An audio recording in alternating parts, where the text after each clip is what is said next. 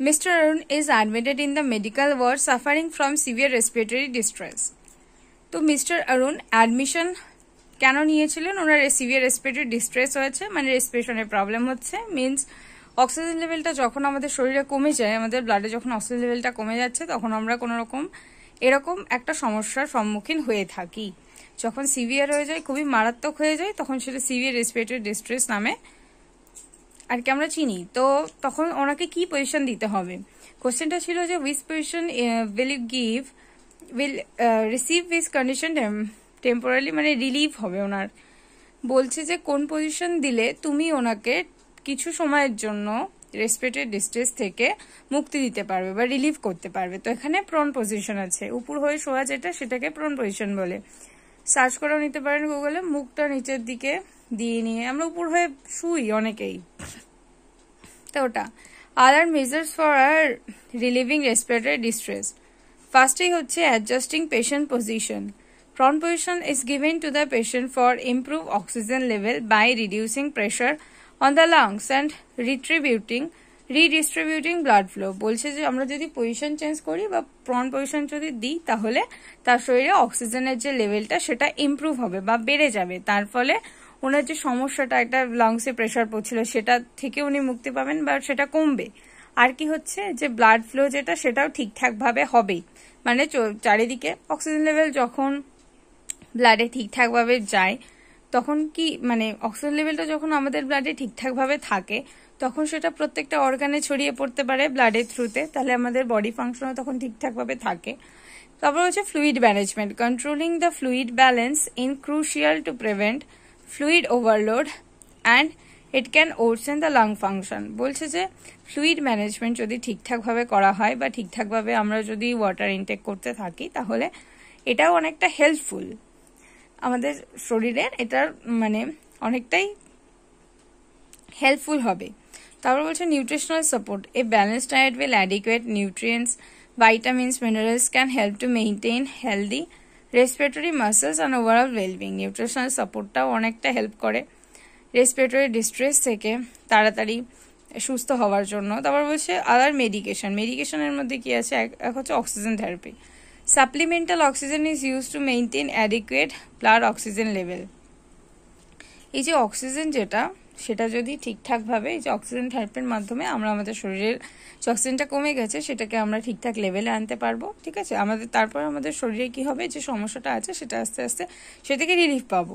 তা হচ্ছে bronchodilators, this medication can relieve from the bronchospasm and ARDS for the short time. এই যে acute respiratory distress বলো বা সিভিয়ার রেসপিরেটরি ডিস্ট্রেস বলো, এগুলো এক একটা হচ্ছে মেডিকেশন বা ওষুধ। এগুলো দিলে কি হবে, আমরা সেই সমস্যা থেকে রিলিফ পাবো। তারপরে আছে corticosteroid, anti inflammatory drug can the beneficial to treat, এটাও অনেকটা হেল্প করছে। তারপর হচ্ছে মেকানিক্যাল ভেন্টিলেশন, বলছে a machine that helps to the patient breathe to maintain adequate oxygen and reduce lung injury. একটা মেশিন যেটা কি করছে, আমাদেরকে হেল্প করছে যাতে আমরা প্রপারলি অক্সিজেনটা নিই, ইনটেক করি, যাতে আমরা প্রপারলি ব্রিথ বা রেসপিরেশনটা নর্মালাইজ হয়, সেই মেশিনটা হচ্ছে মেকানিক্যাল ভেন্টিলেশন। তারপর হচ্ছে এক্সট্রা কর্পোরিয়াল মেমব্রেন অক্সিজেনেশন, এটা একটা মেশিন বা এটা একটা সিস্টেম, লাইফ সাপোর্ট সিস্টেম, যেটা সিভিয়ার কেসে রেসপিরেটরি ডিস্ট্রেসে ইউজ করা হয়। সিভিয়ার কেস যখন আমাদের শরীরে অক্সিজেন লেভেল কমে যাচ্ছে, অক্সিজেন লেভেলটাকে নর্মালাইজ করার জন্য, বা আমাদের শরীরে বডির যে ফাংশনগুলো আছে সেগুলো যাতে ঠিকঠাক প্রপারলি হয়, অর্গান ফাংশন, সেগুলোর জন্য এটা কি করছে, এটা টেম্পোরারি কাজ করছে লাংস আর হার্ট হিসাবে। তারপর হচ্ছে ফার্স্ট এইড ম্যানেজমেন্টের মধ্যে কি কি পড়তে পারে? এয়ারওয়ে, আমরা আগে জানি এয়ারওয়ে মানে যে রেসপিরেটরি যে ট্র্যাকটা আছে সেটা ওপেন থাকবে, ক্লিয়ার থাকবে, যাতে ঠিকঠাকভাবে সেই অক্সিজেন ইনহেল করতে পারে। ঠিক আছে, তারপরে আমরা চলে আসব লুজেন ক্লোথিং। ধরো যখন কোনো মানুষের জামা কাপড় বা টাইট হয়ে রয়েছে, এবার টাইট হলে কি হবে, ব্লাড ফ্লো যেটা সেটা না কনস্ট্রিক্ট হয়, বাধা পায়। এবার যদি কোনো পেশেন্ট এরকম থাকে যে তার টাইটলি কোনো কিছু ওয়্যার করে আছে, সেটাকে লুজ করতে হবে যাতে অক্সিজেনটা ঠিকঠাকভাবে পৌঁছায় কিছু দেওয়ার মাধ্যমে। আগে যতগুলো সাপোর্ট, লাইফ সাপোর্ট পড়লাম, মেশিন পড়লাম, বা যে কোনো থেরাপির মাধ্যমে অক্সিজেন থেরাপি যদি দেওয়া হয়, যে কোনো মেথডের মাধ্যমে, যাতে সেটা ঠিকঠাকভাবে শরীরে পৌঁছায় প্রত্যেকটা অর্গানে। এমার্জেন্সি রেসপন্স বলছে যদি কোনো মানুষের এরকম কোনো সমস্যা হয়, ব্রিথিং ডিফিকাল্টি, তো অলরেডি মানে ইমিডিয়েটলি তোমাকে ফোন করতে হবে পাশে কোনো এমার্জেন্সি ক্লিনিক থাকলে সেখানে, বা হেলথ কেয়ার সেন্টার থাকলে সেখানে, যাতে যে প্রাইমারি যে কি বলবো, একটা বলে না যে প্রাইমারি কোনো একটা সমস্যা যদি হয়, সেটার প্রাইমারি মানে প্রথমেই একটা কোনো একটা উদ্যোগ নেওয়া উচিত, যাতে সমস্যাটা যাতে আরো বৃদ্ধি না পায় বা না, কন্ডিশনটা যাতে ডিটোরিয়েট না হয়। দ্যাটস দ্য ফান্ডা। এবার বলছে যে ইউজ দ্য প্রেসক্রাইবড মেডিসিন।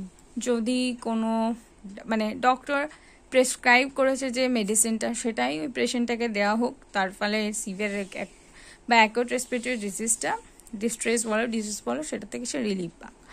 এবার বলছে যে ইন্ডিকেশন, মানে আমরা কাকে কাকে অক্সিজেন থেরাপি দেব। ঠিক আছে, এই কোশ্চেনটা হচ্ছে 3 নম্বরে ছিল, মানে সিতে ছিল, হাইপক্সিয়া পেশেন্ট, মানে যাদের শরীরে অক্সিজেন লেভেল, মানে বিষয়টাই তোমাকে একটা জিনিস নিয়ে ঘাটছে, সেটা হচ্ছে যখন আমাদের বডিতে ব্লাডে যখন অক্সিজেন লেভেলটা কমে যাচ্ছে, তখন সেই বিষয়টাকে নিয়েই কিন্তু ঘাটছে, আর কোনো কিছু নেই। এটা নিউমোনিয়া কন্ডিশনে হতে পারে, সিওপিডি পেশেন্টের ক্ষেত্রে হতে পারে, অ্যাস্থেমা হতে পারে, শক হতে পারে, পালমোনারি এম্বোলিজমের কারণে হতে পারে, কনজেস্টিভ হার্ট ফেলিয়ারের কারণে হতে পারে। এবার চলে এসো carbon monoxide positioning. Inhaling pure oxygen that helps to reduce carbon monoxide from body. মানে হচ্ছে একটা পিওর অক্সিজেন, যদি অক্সিজেন থেরাপির মাধ্যমে অক্সিজেন যদি দেওয়া হয় কোনো পেশেন্টকে, তাহলে তার শরীর থেকে যখন কার্বন মনোঅক্সাইড যখন আমাদের শরীরে বেড়ে যায়, ঠিক আছে, সেই পয়জনিংটাকে লেস করতে পারবে, যাতে আমাদের শরীর থেকে কার্বন মনোঅক্সাইডটাকে বার করে দেবে। তো হচ্ছে ক্লাস্টার হেডেক বিভিন্ন কারণে হতে পারে, অটোনমিক সিমটম আসতে পারে, মাইগ্রেনের কারণে হতে পারে, তখনও কিন্তু আমাদের শরীরে অক্সিজেন লেভেলটা কমে যাচ্ছে। এর কারণে কী হবে, ব্রিথিং প্রবলেম হতে পারে, ঠিক আছে, হেডেক হতে পারে। তারপরে হচ্ছে কার্ডিয়াক অ্যান্ড রেসপিরেটরি অ্যারেস্ট, অনেক কারণেই হতে পারে। অক্সিজেন থেরাপি সব কিছুর জন্য ক্রুশিয়াল। তারপর সায়ানাইড পয়জনিং, সায়ানাইড আমরা জানি যে সায়ানাইড কি, আমরা জানি অবশ্যই, বিভিন্ন কারণে হতে পারে সায়ানাইড পয়জনিং। তো এটার মানে এটা হলে আমাদের শরীরে অক্সিজেন লেভেলটা কমে যায়, সব কিছুতেই অক্সিজেন লেভেল কমে। ডিসপেনিয়া, এটাতে শর্টনেস অফ ব্রিদিং বা ব্রিদিং শ্যালো ব্রিথিং হচ্ছে, অ্যাপনিয়া পড়েছি, ঠিক আছে। তারপর হচ্ছে সায়ানোসিস কি জিনিস, অক্সিজেন লেভেল কমে গেলে আমাদের শরীরে নখ, তারপরে মুখ, জিভ, আঙুল, হাত, পা সব নীল কালার হয়ে যায়, ব্লু টু পার্পল আর গ্রেইশ যাই বলতে পারো, এগুলো হয় কারণ due to the decrease of the oxygen level in our body. ঠিক আছে, এই কারণে হচ্ছে। এবার যদি আমরা অক্সিজেন থেরাপি দিই, তো আমরা এই প্রবলেমটা থেকে বাঁচতে পারবো। অ্যাংজাইটি, সিভিয়ার হেডেক, ফ্যাটিক, এগুলোর কারণে হতে পারে। এর পরের কোশ্চেনটা আমি পরের ভিডিওতে আলোচনা করব। পরের কোশ্চেনটা ছিল nursing responsibility of oxygen inhalation. If you have no printout of this, if you have no PDF or anything,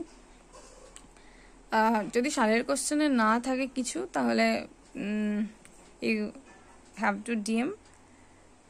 আমি আমার 50 সাবস্ক্রাইবার না হলে আমি কিছুতেই দিতে পারছি না, এবার হয়ে গেলে আমি দিয়ে দেব। Thanks for watching my video. আর যদি কোনো কিছু হেল্পফুল লাগে অবশ্যই কমেন্ট করো, আর যদি কোনো কিছুতে প্রবলেম থাকে তাহলেও কমেন্ট করে বলবে কোথায় কি সমস্যা। আমার মনে হয় আমি সেটা পরের ভিডিওতে সেটা নিয়ে আলোচনা করব। Thanks for watching.